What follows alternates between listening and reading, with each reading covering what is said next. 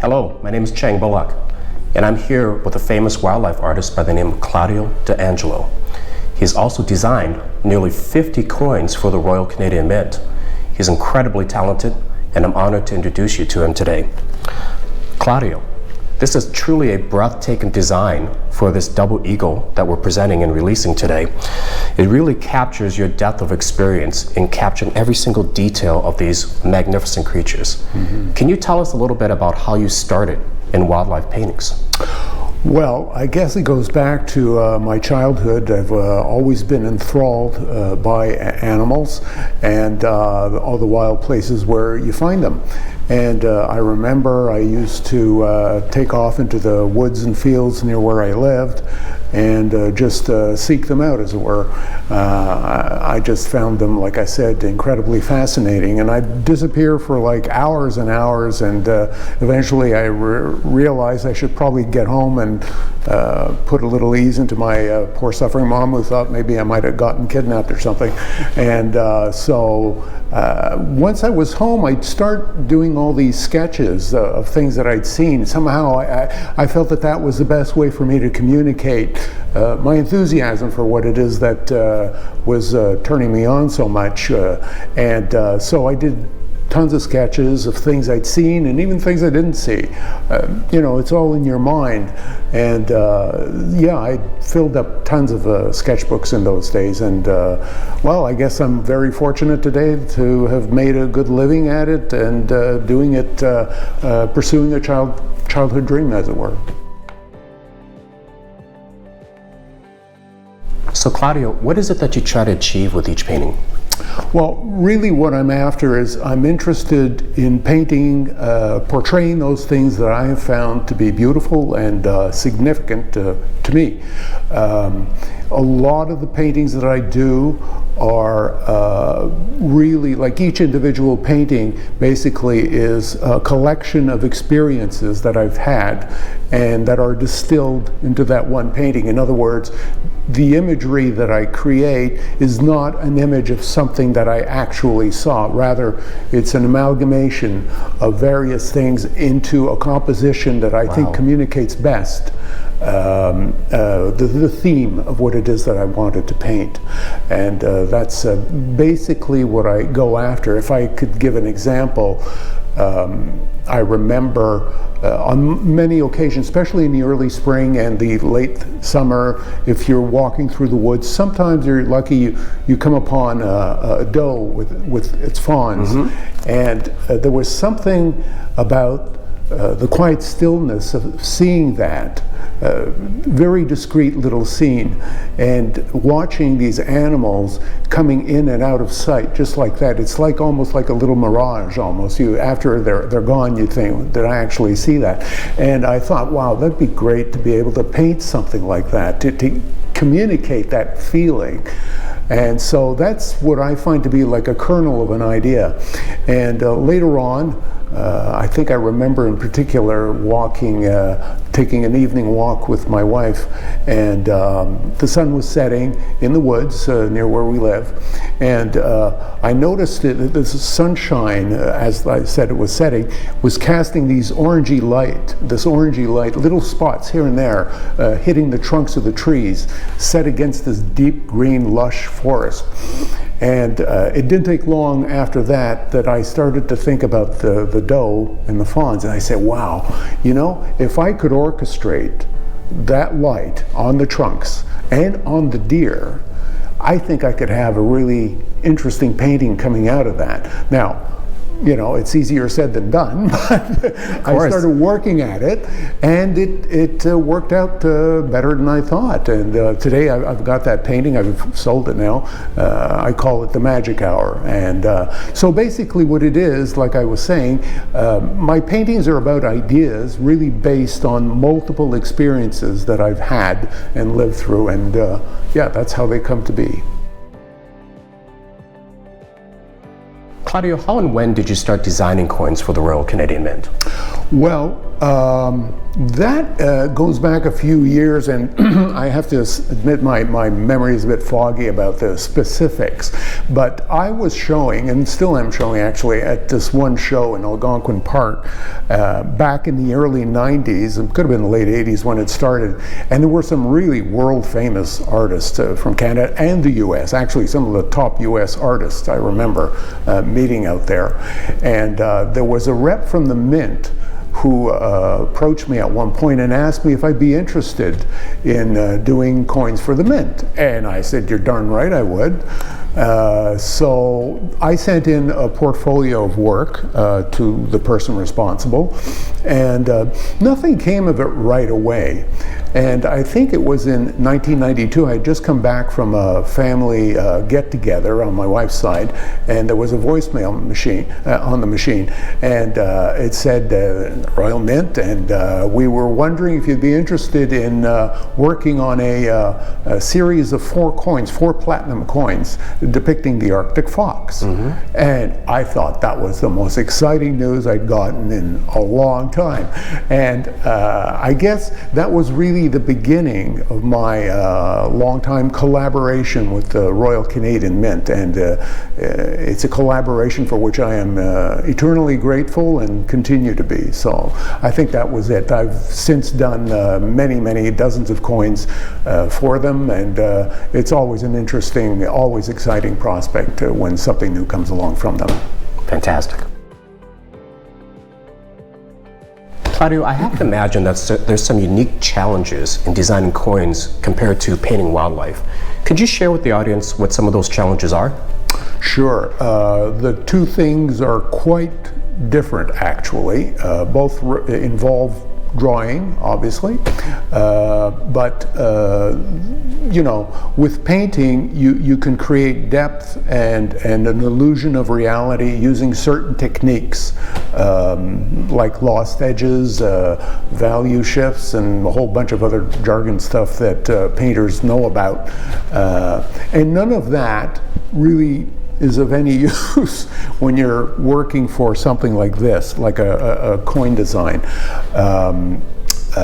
First of all, here's the number one thing that I always have to bear in mind, is that my drawing, my finished drawing, is not the product in itself. It is a means by which a skilled engraver can take that drawing and portray it more or less exactly the way I wanted it to on a coin. So it's one person removed. So that is quite different from an artist doing from inception to finished product. It's really, there's a different step in there. And so the other thing I find also is that with designing coins, they're very small things, obviously, and I usually want to go in the in creating something that has a simple design so that it's more striking. It's very small, so you can't lavish too many details into it, otherwise sure, it's going to be a bit messy. So I find that approaching it more like a graphic design project is really the way to go. I try to you know, like I said, simplify it so that it comes out right away, immediately, without having to figure out what you're looking at. And yeah, it's a process that involves, like I said, keeping it clean. What I try to do is try to get rid of superfluous details, like, for instance, if there's an animal, usually animals for the coins that I've done, try to avoid any kind of intersecting lines or secondary details that would be touching the head and thereby breaking the profile of the animal. Gotcha. I prefer to keep that clean. Something that in painting, for instance, you would have a background, let's say, and you could play with that and make it recessed. It would immediately communicate as recessed, but in the minting or in the engraving of a coin, I don't think it's a feasible thing to be able to do. So that's why I mean what I mean by trying to keep things simple, so it's not complicated. Basically, you're creating a roadmap for the engraver to follow in order to create the image that you've conceived. Fascinating. Yeah. Thank you. in what ways do you find designing coins and painting wildlife similar? Obviously one's round, the other one tends to be rectangular, but in both cases, really what you're after is, I mean, this is a big thing for me. It's always design, and in painting, we call it composition, which is basically design.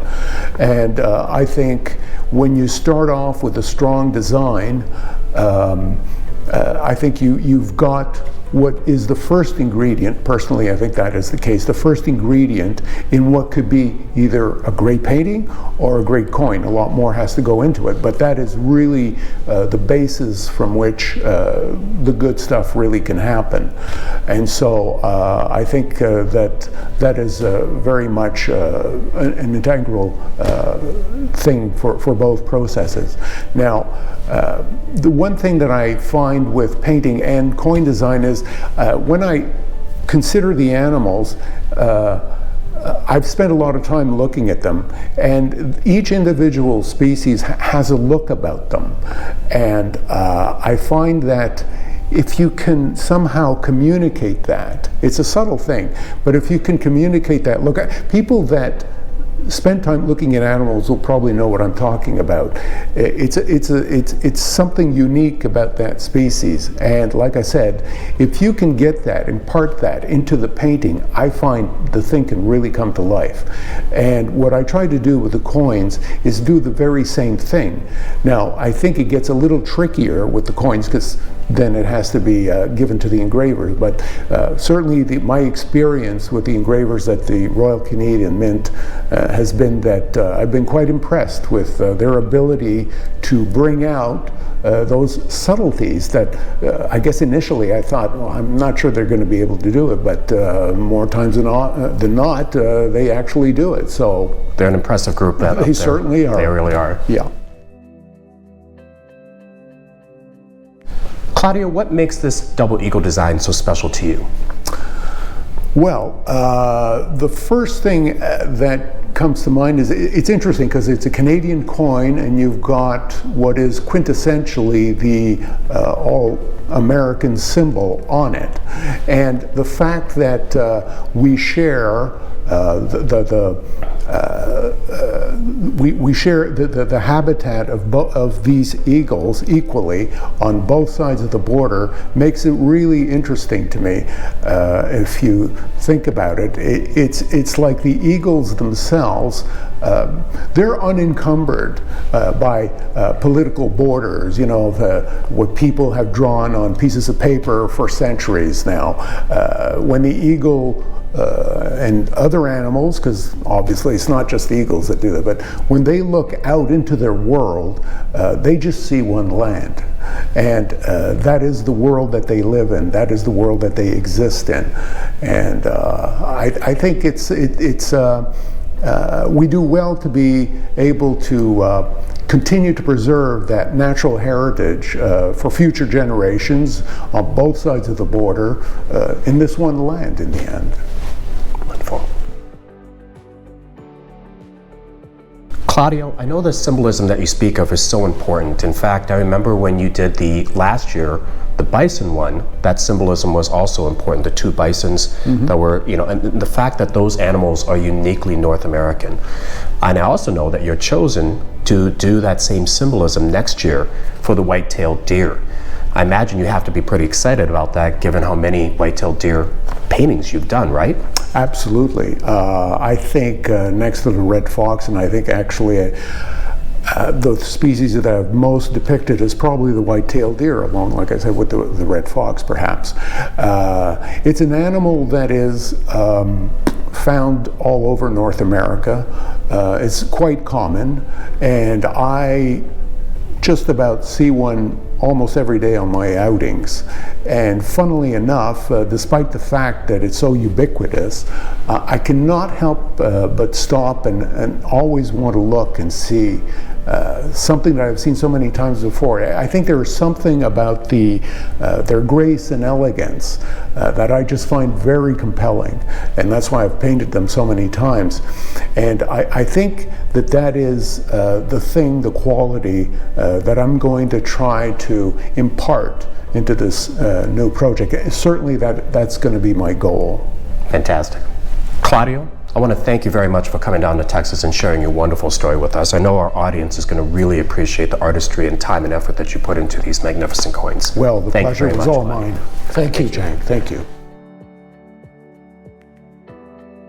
So Claudio, we went out to dinner last night and we were talking about the whole impact that AI might actually have in the coin space.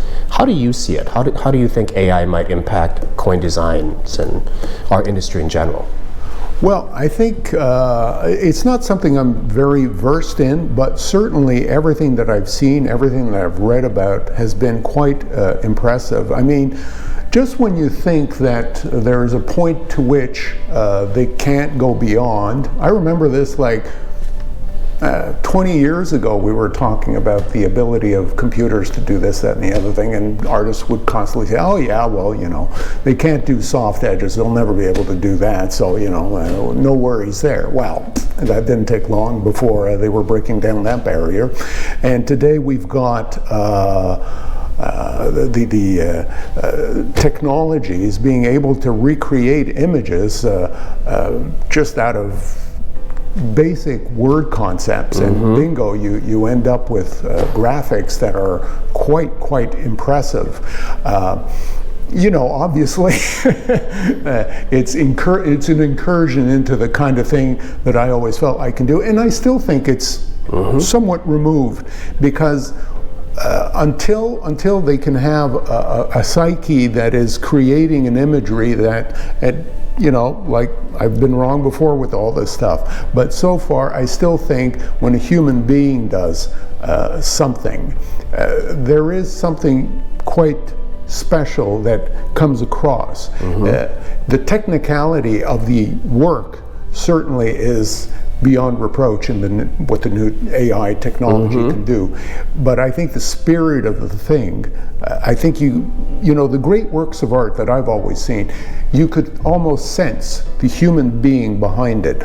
I'm not sure I ever got that from they've been very impressive, jaw-dropping in some cases, but not quite anywhere near there as far as I'm concerned. And I think that is the thing that I'm clinging on to so far. No, I totally agree, you know, because having had the privilege of being able to work with a multitude of coin designers around the world, they each have that signature. They each have that signature feel to their coins, and it's very, you know, it's very similar to artwork. You know, a Picasso, right? You know a Monet. You know, to be able to see that in coins, you can sense it in coins too once the trained eye starts looking for it. Yeah, absolutely. It's like I said, it's, you know, there's a humanity that we all relate to, and I think that is something that,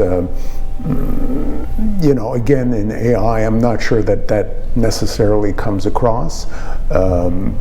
Perhaps in coin design it might be a little more accessible, but so far I haven't seen something that just makes me wonder, rethink my position in what it is that I do. So like I said earlier, I'm still fairly confident that is the one aspect that we can still say, well, it's not there. Yes, and it's what's interesting is there's been a lot of conversation about how does the coin industry and coin collecting hobby transform into the younger generations. And one of the things that I feel strongly that you do in painting wildlife is there's your bridge. No matter what age you are, you're still blown away when you see the bald eagle for the first time, right? Or when you see the white-tailed deer prancing along the meadows. That's always something that it doesn't matter what age you are, and I think that's something special that you do. That is the thing about animals. The thing that always fascinated me as a kid also is that they live in a world that is uniquely their own. They are unpreoccupied, could care less about the human world. And you know, we're all about ourselves all the time. Right. And to see these other sentient beings moving about, trying to cope with what it is that we're doing around with their world, but still very much in their own world. I think that is something that just fascinates people altogether, and that's why you get so many people going to all the national parks in Yellowstone that I've been, just like hordes of people just wanting to share and to see something that is so beyond human beings, I guess, something it's quite beyond humbling, our world. isn't it? It's very humbling when you see that. It is, absolutely. And I think, you know, with the coin designs, it's really capturing a little piece of that. You know, it's a little piece of art, basically, that everybody carries in their pockets. And it's kind of neat that you can, you know, every once in a while, maybe take one out of your, and actually reflect on it for, you know, even a couple of seconds and say, oh yeah, we have this in our country, or we have this in the world, and isn't that cool? So, yeah. You know, an interesting fact that we were talking about last night that I learned actually was that Canada actually has more bald eagles than the United States, as an interesting fact. So it's kind of a interesting little deal with, especially with this particular coin that we're offering. You know, that dual eagle design that you did is magnificent. You know, for our audience, when you get a chance to hold one of these coins in your hand, the frosting on it, the Royal Canadian Mint did a fantastic job with the frosting and the different layers of frosting on the feathers. Were you pretty impressed when you saw it for the first time this morning? Yeah, that's it. I just saw it for the first time. I have no merit in that side of it. I was really taken aback. I thought, wow, that is really neat. That is really beautiful the way they did that.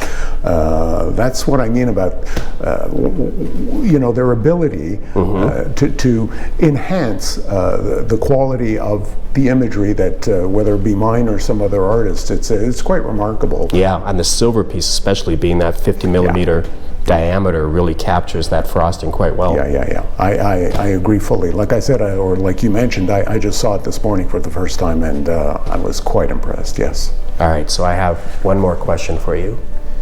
So what animal is a favorite of yours that you say, ooh, this needs to be done on a coin sign? I think there'd be so many, I don't know. You know, it's a funny thing, because people have asked me that, and not specifically that question, but, you know, what's your favorite animal? And it always goes back to, like the paintings, it's what's my favorite idea?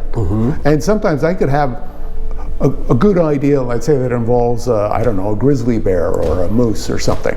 But if I have a fantastic idea that involves a sparrow, I'm going to go with the sparrow. Sure. Now, it's not as charismatic as a grizzly bear, but if that's a great idea, that's where I usually go. So I'm kind of fudging the question a bit by not answering, but that is how I'm motivated. It's always about the idea. If the grizzly bear is doing something really great and I've got a great design idea with it, composition, then by all means I'm all in to do the grizzly bear. But I usually go with the idea that I think is the best one. And it kind of goes back to what you said earlier about memories, right? The memories of where that animal is, the setting of what it's doing, you know, how it's interacting with its space around it.